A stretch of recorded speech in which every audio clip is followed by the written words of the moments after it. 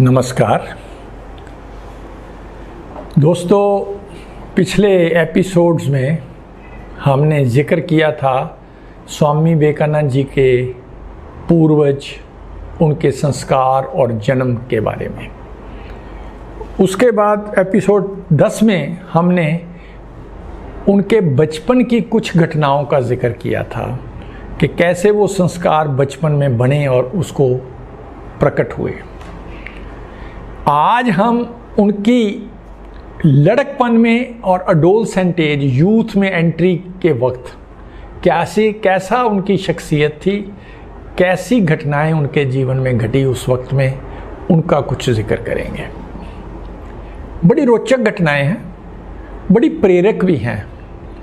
हम देखेंगे कि स्वामी विवेकानंद, जिनको उन दिनों नरेंद्र कह के बुलाया जाता था, वो बड़े नटखट, एक बॉय, उनकी बॉयहुड बड़ी नटखट थे, बड़े शरारती थे, चंचल थे, लेकिन बलशाली, सुडौल, एक्टिव, सुंदर, स्मार्ट, सब कुछ थे। लेकिन एक बात है कि उनकी शरारतों में, उनकी नटखटता में भी एक करैक्टर था, एक शुद्धता थी, स्वच्छता थी, एक सच्चाई थी, एक सरलता थी, जिससे स्पष्ट होता है कि उनकी महानता के गुण उनके लड़कपन की घटनाओं से भी मैनिफेस्ट होते हैं, स्पष्ट होते हैं। तो आओ जिक्र करते हैं। पहली घटना, लड़कपन। नरेंद्र भी एक छोकरे हैं, कुछ और छोकरे लड़कों के साथ मिलकर नदी के किनारे खेलने जाते हैं। नदी गंगा नदी होगी, कलकत्ता में उनका जन्म हुआ था, बचपन बीता था। तो नदी के किनारे वो ग्रुप ऑफ बॉयज़ के साथ विवेकानंद गए हुए हैं। तो उस नदी में एक नाव पहले ही खड़ी है उसके किनारे पर, और उस किनारे पर खड़ी नाव में एक लड़का बैठा हुआ है पहले से ही।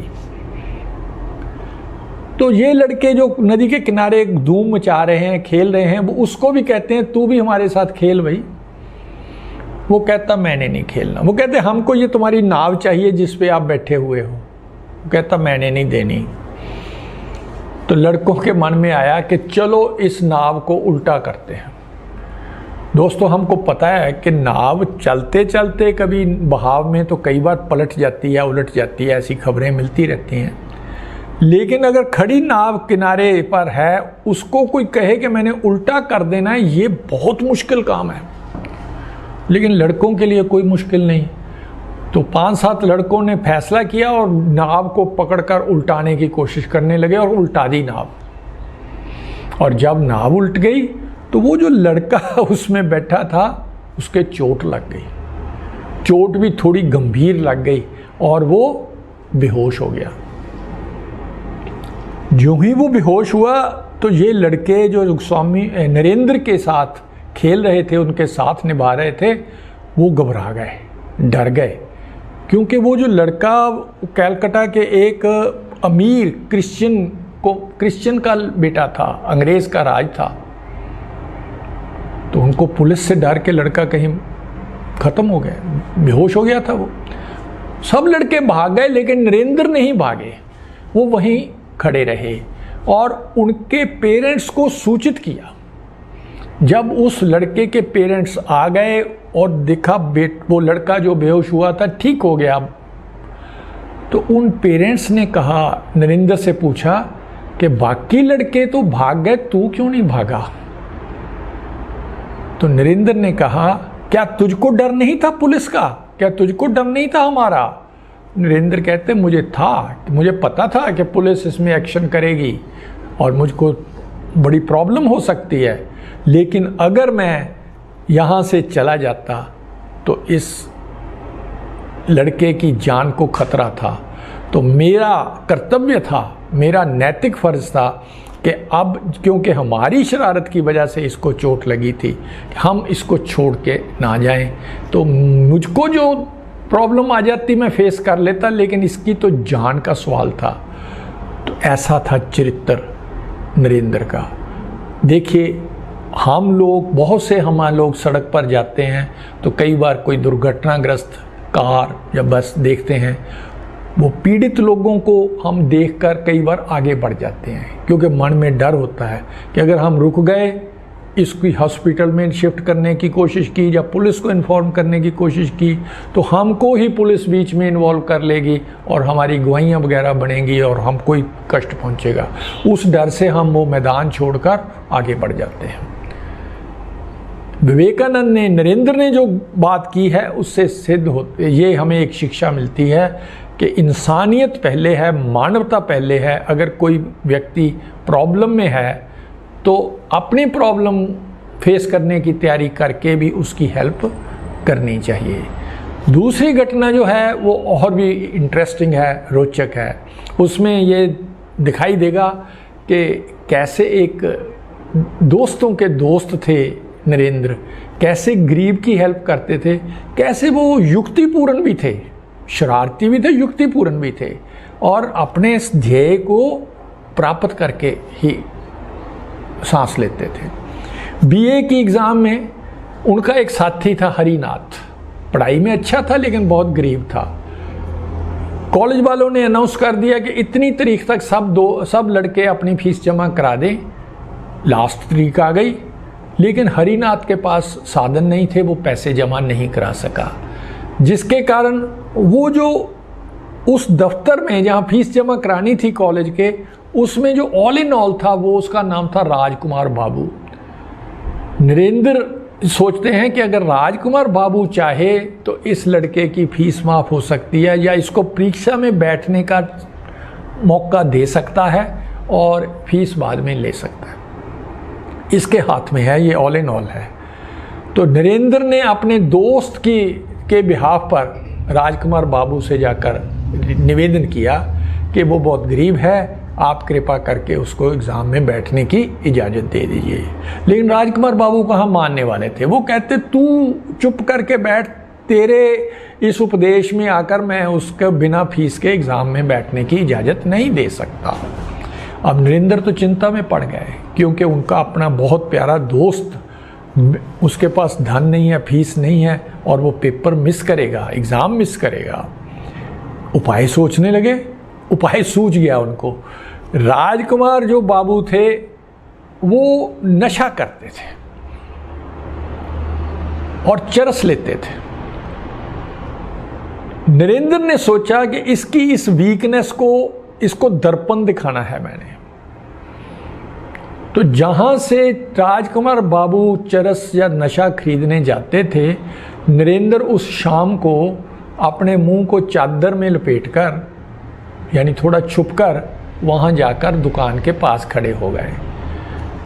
राजकुमार बाबू चोरी छुपते छुपाते उस दुकान पर आए, चरस खरीदी और जाने लगे। तो नरेंद्र उसी वक्त उन्होंने चादर उतार दी और प्रकट हो गए और राजकुमार बाबू को कहते नमस्ते बाबूजी। अब राजकुमार बाबू ने देखा कि नरेंद्र ने मुझको देख लिया है, ये तो मेरा भंडा फोड़ देगा सारी दुनिया में और मेरा तो नाक कट जाएगी। वो डर गया, लेकिन नरेंद्र बाबू ने उसे कुछ नहीं कहा, सिर्फ नमस्ते बाबूजी कह दिया। अगले दिन जब वो ऑफिस में गए, नरेंद्र बाबू राजकुमार बाबूजी से कहने लगे कि बाबूजी क्या विचार है, क्या आप हरिनाथ जी को बैठने की इजाज़त दे सकते हो एग्ज़ाम में। तो नरेंद्र, वो उसका राजकुमार बाबू की सारी टोन चेंज हो चुकी थी, उसके स्वर चेंज हो चुके थे। वो कहता नरेंद्र जी आप जो हुक्म करो कर देंगे, बात क्या है, हम आपको नाराज़ तो नहीं कर सकते। और नरेंद्र बाबू खुशी से झूमते हुए हरिनाथ के पास गए, कहते तू खूब आनंद मान, तुझको अब परीक्षा में बैठने से कोई नहीं रोक सकता। ये थी उनकी एक दोस्त के प्रति सिंसेरिटी, उनकी दोस्त, उनके प्यार की इंटेंसिटी, और उसके लिए वो कहाँ तक जा सकते हैं, किस हद तक वो शरारत भी कर सकते हैं, रिस्क, लेकिन उसका मनोरथ कितना सुंदर है, अपने दोस्त की हेल्प करना, उसकी समस्या का हल करना। और तीसरी घटना जब वो स्वामी विवेकानंद स्कूल में पढ़ते थे तो बड़े अच्छे कहानीकार थे, और रिसेस का पीरियड था, आधी छुट्टी जिसे बोलते हैं, उसमें लड़के उनके इर्द गिर्द इकट्ठे होकर कहानी सुनने लग गए थे। तो क्लास में ही तो छुट्टी, आधी छुट्टी ख़त्म हो गई, लड़के उसकी कहानी सुनते रहे। टीचर जी आए, उन्होंने देखा जो लड़के अपनी सीट पर नहीं थे और कहानी सुन रहे थे नरेंद्र की, उन सबको दंड दे दिया। लेकिन नरेंद्र खुद खड़े हो गए, कहते मास्टर जी आप दंड मुझे दीजिए, क्योंकि गलती मेरी थी, मैं इनको कहानी सुना रहा था, ये तो बेचारे सुन रहे थे।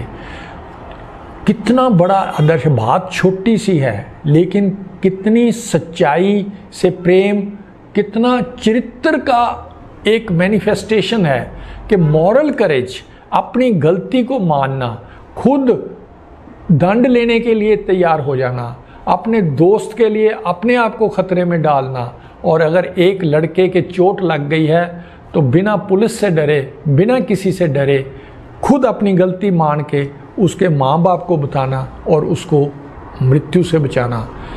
ये है करैक्टर स्वामी विवेकानंद का, जो कि उन्होंने अपने बॉयहुड में दिखाया।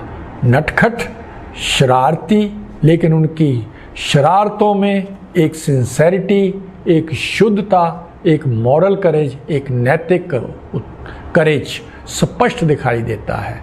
ऐसे थे विवेकानंद जब वो नौजवान थे, यानी अपनी एडोलसेंट एज में थे। थैंक यू, धन्यवाद, नमस्ते, आदाब, सत श्री अकाल, जय हिंद।